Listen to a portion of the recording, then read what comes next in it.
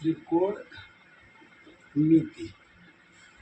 त्रिकोणमिति कहने का मतलब है, त्रि का मतलब होता है तीन, त्रि का मतलब तीन, और कोण का मतलब कोण, जिसको इंग्लिश में बोलते हैं एंगल, और मिति का मतलब होता है माप।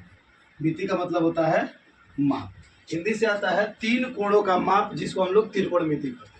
और इसका इंग्लिश होता है ट्रिग्नोमेट्री। ट्रिग्नोमेट्री ट्रिग्नोमेट्री इसका मतलब है, ट्राई का मतलब होता है तीन, ट्राई का मतलब होता है तीन, और गौन का मतलब होता है भुजा, भुजा, और मेट्री का मतलब होता है माप। मेट्री का मतलब होता है माप। कहने का मतलब है कि त्रिकोणमिति को हम लोग हिंदी में कहते हैं त्रिकोणमिति, जिसका त्रि मतलब होता है तीन, और कोण का मतलब होता है कोण, जिसको इंग्लिश में एंगल कहते हैं, और मिति का मतलब माप है, और इंग्लिश में इसका नाम है ट्रिग्नोमेट्री, जिसको ट्राई का मतलब होता है तीन, और गौन मतलब भुजा, और मेट्री मतलब माप। अगर दोनों का मतलब निकाले तो इसमें पढ़ना है तीन भुजा और तीन कोणों की माप, तीन कोणों की माप। जब इसमें कहा दिया कि तीन भुजा और तीन कोण, तो ऐसा ज्योमेट्रिकल शेप कौन सा होता है? तीन भुजा और तीन कोण मतलब त्रिभुज। और इसमें उस त्रिभुज का बात करेंगे जिसका एक कोण 90 डिग्री हो, जिसका एक कोण 90 डिग्री हो, मतलब राइट एंगल ट्रायंगल का बात करेंगे।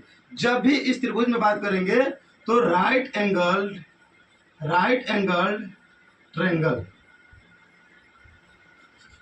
राइट एंगल ट्रायंगल का बात करेंगे, मतलब समकोण त्रिभुज। इसको हिंदी में कहते हैं समकोण त्रिभुज। इसमें कहते हैं समकोण त्रिभुज।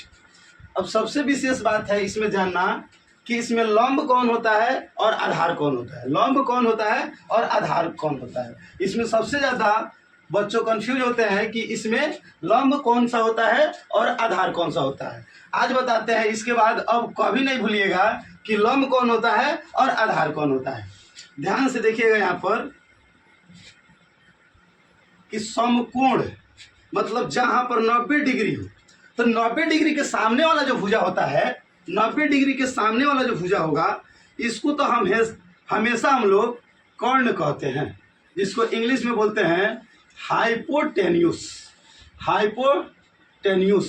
जिसका मतलब होता है कर्ण, और इसको संक्षिप्त में लिखते हैं हम लोग एच। और इसमें है कि थीटा के आधारित हम लोग पहले से पढ़ते हैं कि जो 90 डिग्री के ऊपर होता है वो लंब होता है। इसको हम लोग पहले से पढ़ते हैं कि लंब है, यह आधार है। लेकिन त्रिकोणमिति में ऐसा नहीं होता है, इसको हम लोग गलत मानते हैं। त्रिकोणमिति में है कि इसके एंगल के आधारित मानते हैं कि आधार कौन सा होगा और कोण कौन सा होगा। तो देखिए आज बताते हैं, आज के बाद कभी इसको नहीं भूलिएगा कौन सा आधार होता है और कौन सा। मान लीजिए कि यहाँ से हम थीटा देख रहे हैं, तो थीटा के जस्ट सामने वाला भुजा, थीटा के जस्ट सामने वाला भुजा क्या होगा? लंब होगा। थीटा के जस्ट सामने वाला भुजा लंब हो जाएगा, जिसको हम लोग इंग्लिश में बोलते हैं परपेंडिकुलर। और थीटा से जो सटा हुआ भुजा रहेगा, ये वाला तो हो गया कर्ण, और जो बच गया सटा हुआ वाला भुजा, मतलब थीटा से जो सटा हुआ भुजा है, इसको हम लोग बोलते हैं बेस, मतलब हिंदी में बोलते हैं आधार। और इसको संक्षेप में लिखते हैं बी, और इसको परपेंडिकुलर को लिखते हैं पी। अगर मान लीजिए इसी को अगर त्रिभुज दूसरा दे दे इसके लिए, और यहाँ पर 90 डिग्री है, तो कर्ण तो ये होगा ही होगा। लेकिन यहाँ से अगर थीटा देखे, यहाँ से देखे, यहाँ पर थीटा है, तो इसके सामने वाला भुजा जो हो जाएगा लंब हो जाएगा। ये क्या हो जाएगा? लंब हो जाएगा। और इससे सटा हुआ भुजा क्या हो जाएगा? मान लीजिए कि अगर यह ए बी सी एक त्रिभुज है, समकोण त्रिभुज है, तो ए बी यहाँ पर क्या हो जाएगा? आधार हो जाएगा। क्या हो जाएगा? आधार हो जाएगा। और बी सी क्या हो जाएगा? लंब, जिसको हम लोग पी लिख रहे थे। और यहाँ पर h लिख रहे थे और इसको b लिख रहे थे।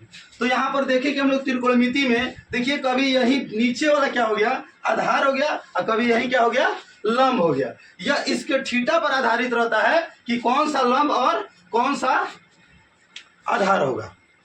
तो इतना जान गए। इसके बाद हम लोग जानेंगे कि त्रिकोणमिति रेशियो क्या होता है। इसके बाद जानेंगे जस्ट कि त्रिकोणमिति रेशियो क्या होता है।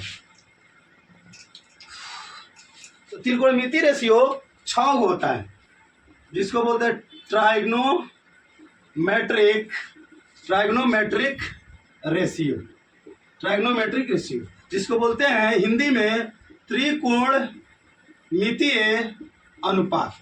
क्या बोलते हैं, त्रिकोणमितीय अनुपात। तो इसका ये होता है 6 होता है। क्या होता है, 6। पहले का होता है साइन थीटा, दूसरे का होता है कॉस थीटा, उसके बाद होता है टेन थीटा, उसके बाद होता है कोसेक थीटा, उसके बाद होता है सेक थीटा, और लास्ट वाला जो होता है कॉट थीटा होता है। बस यही 6 गो त्रिकोणमितीय रेशियो है, और इसी के बारे में आज जानेंगे कि इसका फॉर्मूला क्या होता है, सब के बारे में जानेंगे। मान लीजिए अगर थीटा इसको लेते हैं तो लंब क्या हो जाएगा, थीटा के जस्ट सामने वाला भुजा को हम लोग क्या कहेंगे, लंब कहेंगे। मान लीजिए ए बी सी एक त्रिभुज है, तो लंब कौन सा हो गया, ए बी एक लंब हो गया, और यह क्या हो जाएगा, आधार हो जाएगा। और इस सामने वाला 90 डिग्री के सामने वाला क्या हो जाएगा, कर्ण हो जाएगा, जिसको हम लोग H लिखते हैं, इसको P लिखते हैं और इसको B लिखते हैं। यहाँ से एक ट्रिक जान जाएंगे साइन कॉस और टेन के लिए। यहाँ से ट्रिक लिख लीजिए, इसको बोलते हैं डायरेक्ट पप्पू बेटा प्यारे हरे हरे बोल। पप्पू बेटा प्यारे हरे हरे बोल कहने का मतलब हो गया, इसको साइन के लिए लिखते हैं, साइन थीटा के लिए लिखते हैं, इसको कॉस थीटा के लिए लिखते हैं, और इसको लिखते हैं टेन थीटा के लिए, लिखते हैं।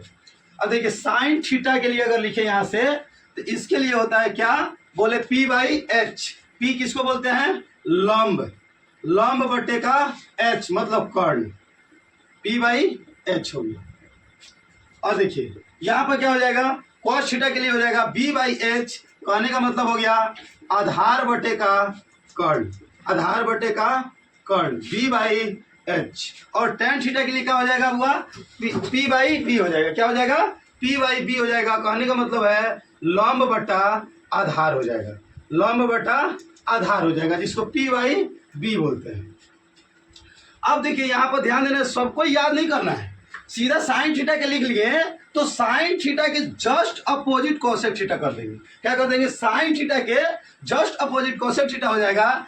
इसका मतलब P/H है तो सीधा H/P कर देना है, कहने का मतलब हो जाएगा कर्ण बटे का लंब हो जाएगा। क्या हो जाएगा, कर्ण बटे का लंब हो जाएगा, H/P हो जाएगा। और सेक थीटा जो हो जाएगा कॉस थीटा के जस्ट अपोजिट हो जाएगा, मतलब आधार बटा कर्ण है तो ये हो जाएगा कर्ण बटे का आधार हो जाएगा, H/B हो जाएगा। बच गया कॉट थीटा, यह हो जाएगा टेन थीटा के जस्ट अपोजिट, ये हो जाएगा आधार बटा लंब